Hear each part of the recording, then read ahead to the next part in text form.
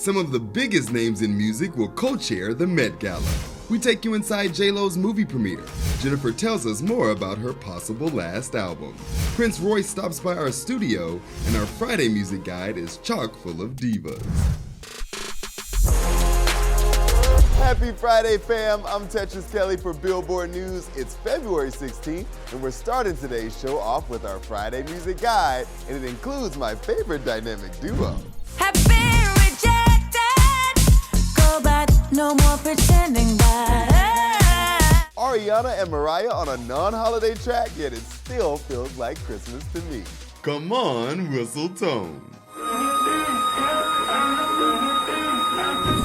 We'll have more new music throughout the show, but first, let's get into our top story.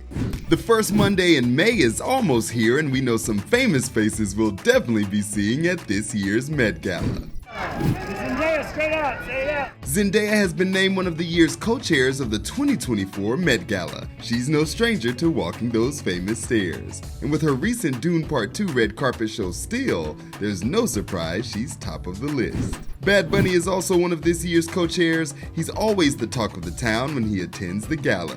This year it's in honor of the exhibit Sleeping Beauty's Reawakening Fashion.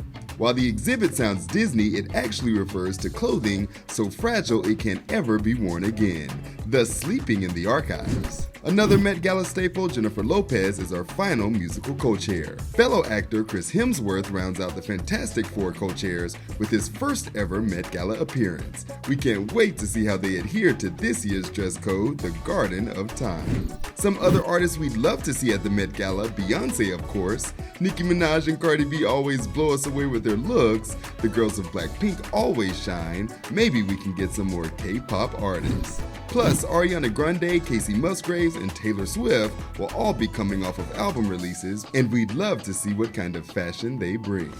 While global warming may be making you wonder if we're in summer or winter, one thing is for sure. For Dua Lipa, it's training season.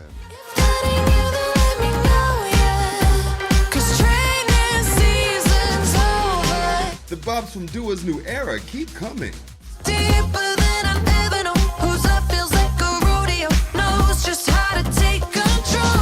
Now you know Billboard staff are always on the front lines of music's hottest events. Luckily, we're able to bring you along for the ride, so you get all the access too. Why do I feel like crying? Jennifer Lopez says this is me now. And as she released the new album and film, Billboard headed to the premiere and after party to get all the deets. We go there in Billboard All Access.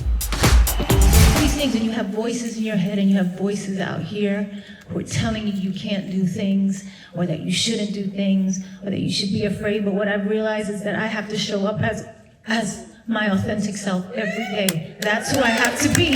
That's all I can be. She introduced the film at the Dolby Theater in Hollywood, where stars like Fat Joe and Derek Hough packed in with her boo Ben Affleck to watch the action-packed film. Whenever someone asked me what I wanted to be when I grew up, my answer was always in love. She took the time to gush about Ben to the crowd. I love you, and thank you for believing in me and helping me believe in myself, and helping me to grow every single day. Thank you for the family that we've created and our children. I'm still in love with you. And after enjoying the movie, guests headed over to the Hollywood Roosevelt for the after party, where Ben and Jennifer mingled and chatted with the cast. There were photo ops, we had to get involved, and also food like the oysters that were mentioned in the movie, a DJ spinning J.Lo's biggest hits, and specialty drinks from Jennifer's cocktail brand. She's still just Jenny from the block. This Is Me Now, the album and film are available now. So thank you so much. Enjoy this Amazon original. Enjoy the album. Enjoy the music. I love you so much. Thank you. Gunna is back with Bittersweet, and while the music video may be cold, the song is hot. Got me a taste of this fame, it was sweet, now it's bitter. Maybe it came with pillars, I can't talk in no pillars. You know I can't get enough, you love that shit. You know I can't get enough, give me all that shit. Can't get enough. And speaking Speaking of Jennifer Lopez, my girl Rania got to hang out and talk to J.Lo about her new and possibly last album. So how was that? I mean, how crazy is it that we both got to be in the presence of Jennifer Lopez this Stop week? it.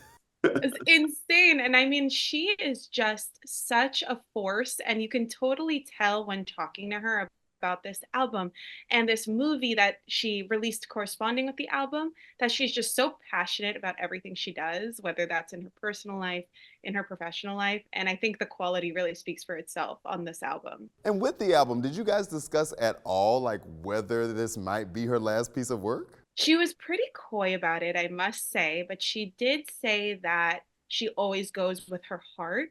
So knowing her, I mean, even though she might say that this is her last album, I could see her feeling inspired in a few years and kind of revving the engine back up again. And I mean, that film is over the top. It's crazy. There's so much stuff going on. Did she talk about how it was to film it? Yeah, I mean, she was loving every second of it. Like, she got to bring in all her celebrity friends. And she was also just talking about how nice it was to kind of put together a representation of her life in a fun, metaphorical way, which I think is so different than what a lot of artists we've been seeing doing lately that are doing the classic biopic or documentary style thing, where she wanted to do something a little more creative, a little more metaphorical, a little more fairy tale. Something she actually said was, I grew up around fairy tales, Cinderella, Prince Charming, and I feel like we really see that come through because it just represents her best. And I mean, I was at the premiere, and to see her talk about Ben was so sweet. Did she talk about their relationship at all? She sure did, because I had to ask her, because the film is so astrology based and J.Lo and Ben Affleck are both Leos. I had to ask her, I was like, what is it like having two Leos in the home?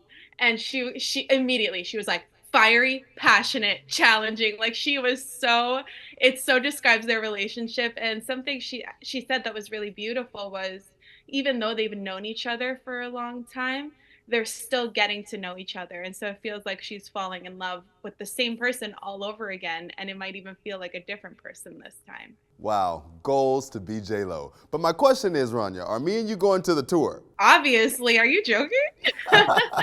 Can't wait to dance again, girl. Thanks so much for chatting with us. Bye. Thanks, Tetris. And we have more songs from our Friday music guide, so let's jump back into it. Karol G teams up with Tiësto for Contigo, and I need to hear this on a dance floor ASAP. Contigo, yeah. No quiero ir si no. It's not every day you get to sit down with royalty, but Billboard's deputy editor, Segal, sat down with Prince Royce to talk about his new album. Ya yo tenía una canción que se llamaba Llamada Perdida. Que está en el álbum. Que está en el álbum. Luego yo recibo una llamada y no tomo la llamada. No pienso nada, etc.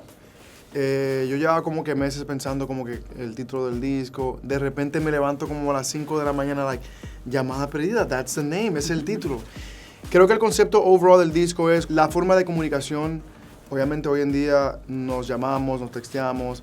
También es como que en la vida las diferentes vías. Si tomas la llamada, esa decisión, que algo que puede pasar, si no la tomas, si dices algo, si no lo dices, si mandas un texto borracho, si no lo mandas, like things that were left unsaid, o cosas que querías decir que no lo dijiste. Entonces creo que de ahí vino como que ese concepto de llamada perdida. Yo llevo mucho tiempo cantando como que canciones de amor, escribiendo canciones de amor, y creo que esta fue la primera vez que me sentí como que estaba viviendo mis canciones del presente y mis canciones del pasado. Lo difícil no era escribirlo, lo difícil no era contarlo, era como que si quiero contarlo y que la gente lo escuche. Yo soy una persona que soy como que tímido. No me gusta que la gente sepa que estoy sufriendo, que estoy llorando. Me gusta como que pintar como que todo bonito por fuera. Not to be fake, pero nadie quiere como que te vean vulnerable. Entonces la decisión era, should I say this? ¿Lo digo? ¿O pongo esta canción? Esta canción como que está muy personal, van a pensar esto. Pero creo que, you know what, creo que la música es una forma para mí, o para muchos también, de desahogo. For the full interview, head over to Billboard.com. That's it for the news. Come back next week for our interview with Ira Star and go behind the scenes of a major K-pop girl group's music video. But before you leave, we've got one more entry for your Friday music guide. We know Eliad Cohen has the looks and he's got the beats too. He teamed up with Valentine for In Common. Be but it's not resonant.